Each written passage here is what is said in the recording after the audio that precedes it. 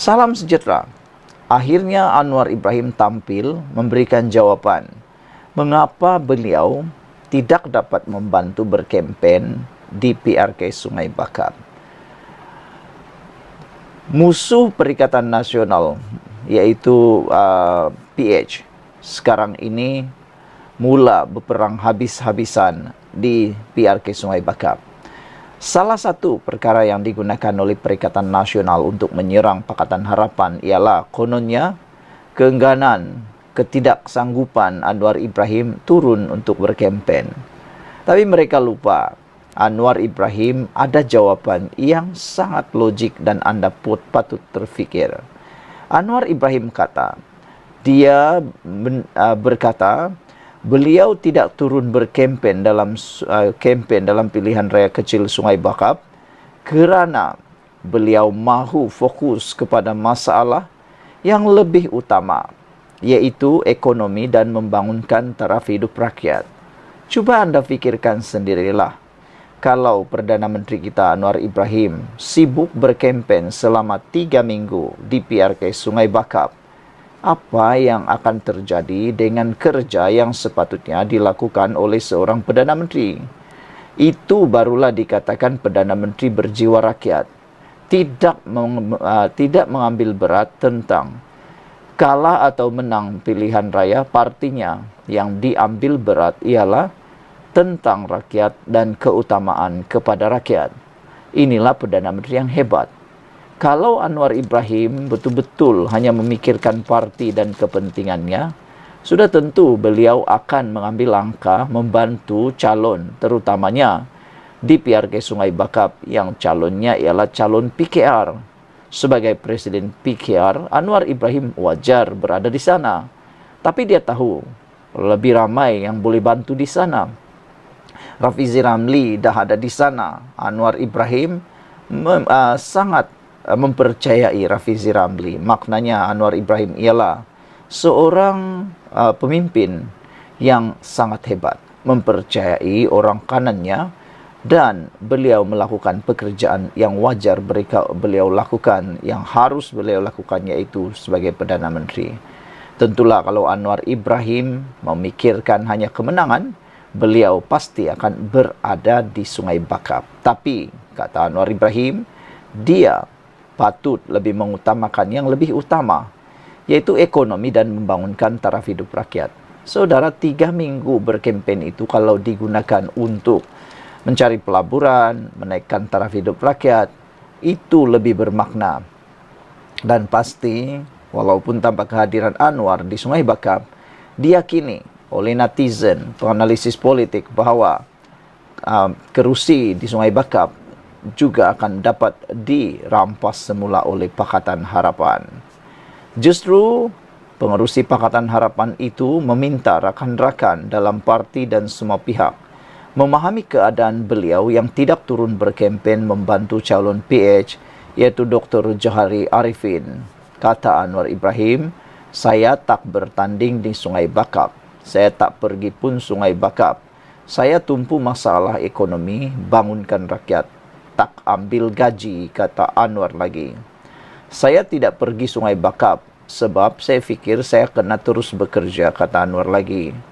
Petang ini kita jumpa jawatan kuasa pemandu unit penyelarasan pelaksanaan Jabatan Perdana Menteri ICU JPM, pegawai-pegawai daerah dan lain-lain untuk bincang pembangunan projek-projek Bumi Putra Pulau Pinang, kata beliau lagi. Kata Presiden PKR itu, beliau telah menyerahkan kepada rakan-rakan dalam gabungan parti bawah Kerajaan Perpaduan, termasuk Timbalan Pengerusi Majlis Pimpinan Negeri MPN Pulau Pinang, Datuk Dr. Muhammad Abdul Hamid untuk membuat kerja di kawasan tersebut. Inilah Perdana Menteri berjiwa rakyat. Jangan lupa tinggalkan komen Anda. Salam sejahtera. Bila sebut Muhyiddin dan Mahathir, pasti Anda teringat prestasi mereka. Tak boleh disangkal bahawa sepanjang pemerintahan Mahathir sebagai Perdana Menteri sebanyak 2 kali, banyak sumbangan beliau. Namun demikian, banyak juga perkara-perkara yang sebenarnya agak kontroversi ketika beliau menjadi Perdana Menteri. Hari ini, patutlah tidak puas hati prestasi kerajaan Madani. Orang kuat pun Muhyiddin dan Mahathir. Terbongkar sudah siapa orang kuat Institut Masa Depan Malaysia MASA yang mengeluarkan kajian kononnya 58% responden tidak berpuas hati dengan prestasi kerajaan Madani. Yang ini memang lucu, yang ini memang sangat-sangat lucu. Rupa-rupanya ini orang kuatnya. Simakan di laman web rasmi institut itu mendapati pengerusi Perikatan Nasional Tan Sri Muhyiddin Yassin merupakan pengerusi dan pengasas MASA. Ini satu perkara yang memang lucu. Pastilah kalau Muhyiddin adalah pengerusi kepada MASA, sudah tentu hasil kajiannya akan lebih menjurus kepada Muhyiddin Yassin untuk meng-up-upkannya, untuk menaik-naikkan nama Muhyiddin dan bukannya membuat satu kesimpulan, satu dapatan ataupun satu keputusan diumumkan yang natural. Ianya pasti berat sebelah. Anda pun dapat fikirkan secara logiknya. Sementara itu, seorang lagi pengasas ialah Tun Dr. Mahathir Mohamad dengan pemegang amanah antaranya ialah Datuk Dr. Razidin dan juga Naib Presiden Bersatu. Mengulas status MASA, pemerhati politik Najib Bakar mempersoal hasil kajian yang turut merumuskan bahawa ekonomi negara menjadi semakin merucing itu. Institut Masa Depan Malaysia Perikatan Nasional sebenarnya Institut Masa Depan Malaysia ataupun MASA itu ialah Perikatan Nasional. Itu rumusannya, mudah sahaja, kata pemerhati politik Najib Bakar. Jawab servis sendiri guna Saitro, seorang 10 akaun agaknya sindir beliau lagi. Pastilah mereka akan membuat satu kajian responden yang akan merumuskan keuntungan untuk mereka. Cubalah buat natural baru kita tahu. Najib turut berkongsikan gambar pejabat MASA yang beralamat di Jalan Ara dekat Bangsar di Ibu Negara. MASA mendakwa kajian yang dijalankan melibatkan 1,920 responden berumur 18 tahun ke atas di Semenanjung Malaysia. Mereka kononnya ditemu bual mengenai isu-isu semasa ekonomi, sosial dan politik menerusi telefon dari 30 April hingga 26 Mei lalu. Institut itu turut memaklumkan hanya 39% responden Melayu menyatakan mereka berpuas hati dengan prestasi Anwar sebagai Perdana Menteri, manakala responden China dan India masing-masing 74 dan 60%. Saudara-saudara sekalian, pendedahan ini memang luar biasa. Akhirnya, tembelang sebenar konon kajian MASA ini adalah ini dia, orang kuat Muhyiddin dan Mahathir patutlah tak puas hati prestasi kerajaan Madani. Jumpa lagi, bye-bye. Salam sejahtera. Terima kasih kerana bersama dengan saya di Nazilin Unity Channel. Pagi ini kita dapat satu maklumat lagi. Walau dimaki hamun, kerajaan Madani terbukti bersifat terbuka. Berbanding dengan kerajaan-kerajaan yang lain, tak berani buka parlimen pun, takut nak buat sidang media pun, hanya guna PDF. Walaupun kerajaan Madani diterajui Perdana Menteri Datuk Seri Anwar Ibrahim dimaki hamun, hak rakyat untuk bersuara tetap dihormati. Menteri Dalam Negeri Datuk Seri Saifuddin Nasution Ismail berkata, kerajaan terbukti bersifat terbuka dan memberi peluang kepada rakyat untuk berhimpun secara aman dalam himpunan demo rakyat lawan Anwar di Kompleks Seri Perdana Putrajaya semalam. Ini mengesahkan Malaysia di bawah kerajaan Madani menghormati hak untuk berkumpul, hak untuk berhimpun secara aman, dan hak untuk menegur serta mengkritik pemerintah. Kerajaan di bawah teraju Anwar menghormati hak setiap rakyat. Walaupun Perdana Menteri itu dimaki hamun, katanya selepas menghadiri program ekspirasi generasi kita semalam. Beliau berkata, mengikut laporan yang diterimanya, himpunan disertai kira-kira 100 orang itu hanya membabitkan kelompok kecil masyarakat. Kata beliau, kita tengok daripada 30 juta rakyat Malaysia, mereka berjaya kumpulkan siang tadi semalam adalah 100 orang. Ini satu angka menakjubkan. Saya ingatkan 100,000, rupa-rupanya 100 orang, sindirnya.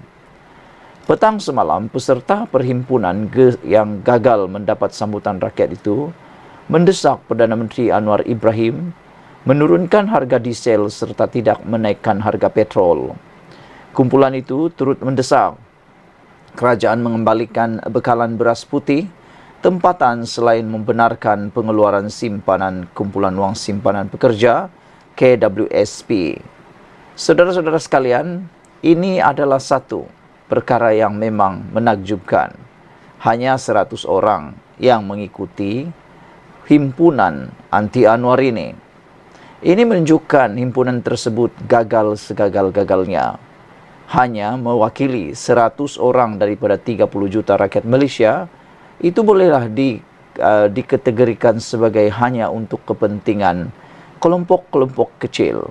Mereka sebenarnya tidak mewakili suara rakyat Malaysia yang sebenar. Mereka hanya terbawa-bawa emosi maupun untuk kepentingan mereka sendiri. Nak mencari nama menggunakan isu yang popular. Beberapa hal yang mereka bawa dalam himpunan ini sebenarnya hanyalah isu-isu yang popular, yang tidak semestinya benar.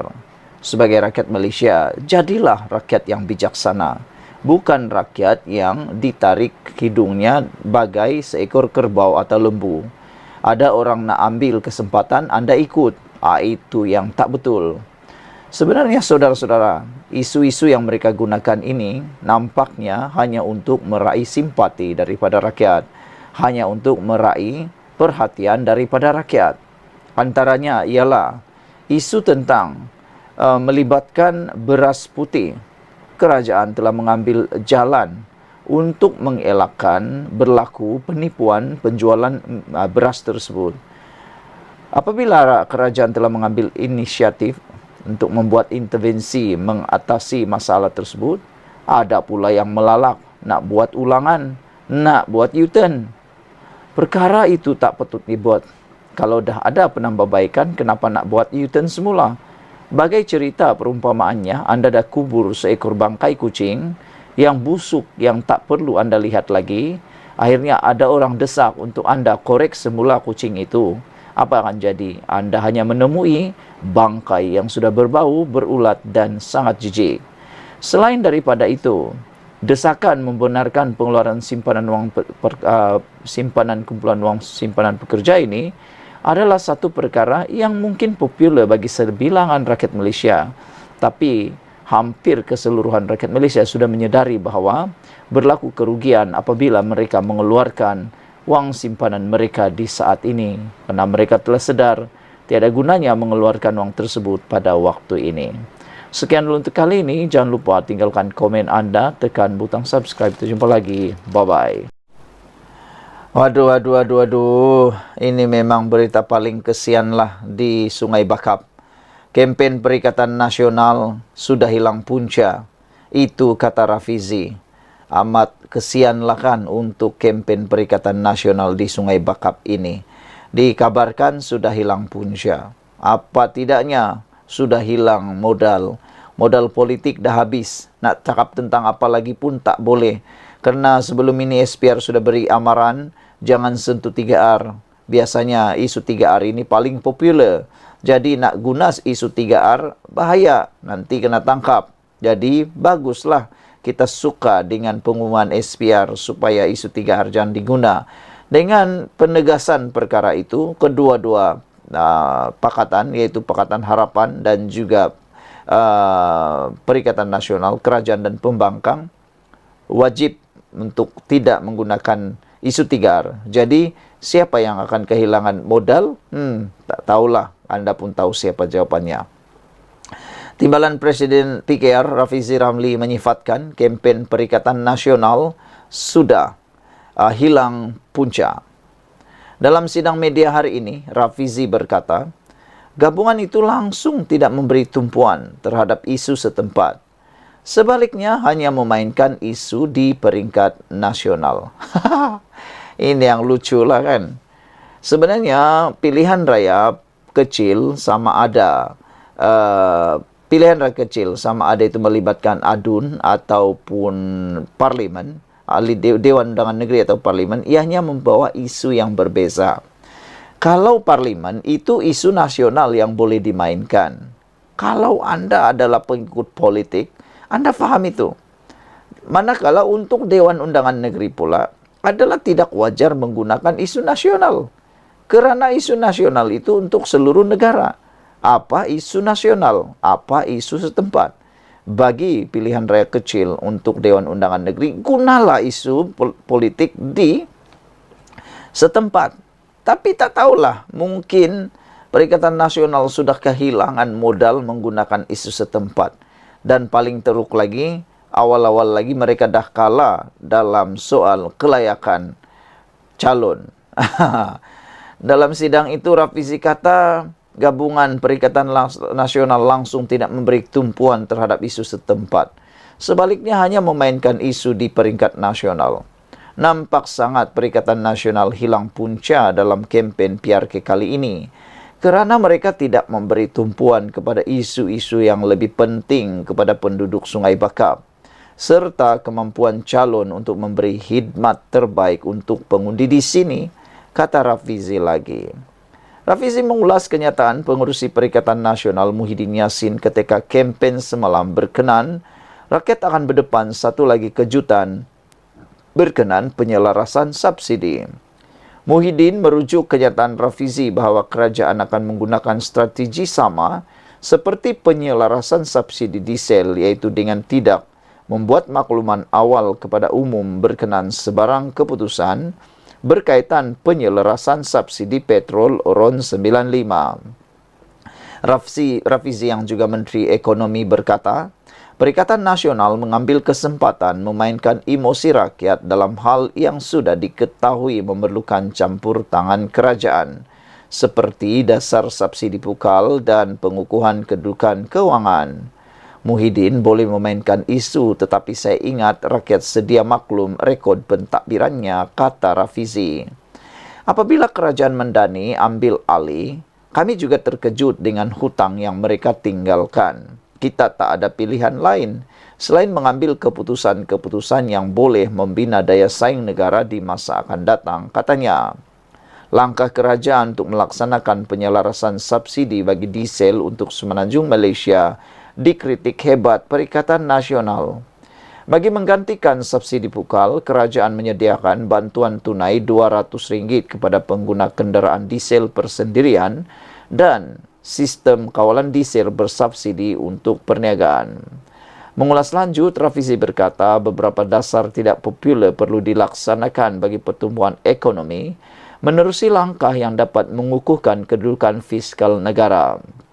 Sementara kita tak menyerang mereka dengan rekod hutang dan perbelanjaan mereka semasa jadi kerajaan, saya ingat rakyat boleh menilai sendiri bahawa tindakan yang perlu diambil oleh kerajaan Madani sebenarnya diwariskan oleh kerajaan Muhyiddin sendiri, katanya lagi. Rafizi berkata pengundi atas pagar adalah kunci untuk kerajaan kejayaan kempen kali ini.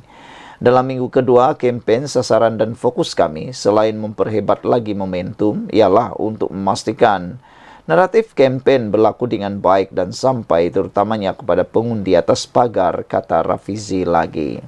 Sekian dulu untuk kali ini. Jangan lupa tinggalkan komen Anda, tekan butang subscribe. Bye-bye.